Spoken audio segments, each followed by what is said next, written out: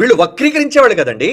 నిజాలు వీళ్ళు కొద్దిగా పూర్తిగా దాన్ని ఎందుకు ఆ మాట మాట్లాడు, దాని వివరణ ఏంటి అనేది వీళ్ళు ఇస్తారా ఏ రోజైనా?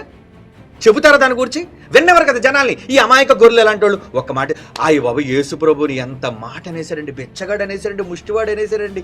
అరే భిక్ష అనే పదానికి ఏంటో అర్థం ఏంటో అన్ని క్లియర్గా ఆ రోజు చూపించినా వీళ్ళకి అర్థమైందా?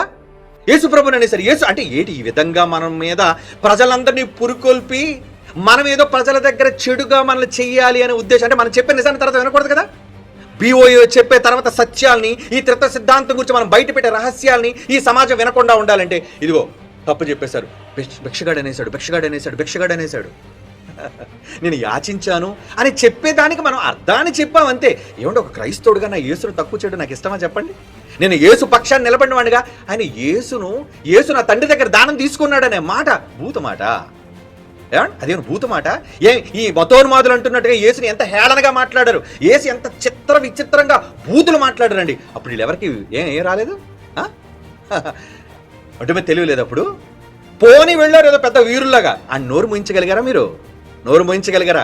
ఏమండి భిక్షగాడు భిక్షగాడు అని ఈరోజు చూడండి, నేను తండ్రి కుమారుడికి వేసిన భిక్ష అని ఒక్కసారి అన్నానండి, కానీ దాన్ని వీళ్ళు ప్రపంచమంతా కూడా దాన్ని భిక్షని వీళ్ళు ఎక్కువగా భిక్షగాని చేశారు. ఇప్పుడు ఎవరు పెద్ద నేరస్తులు?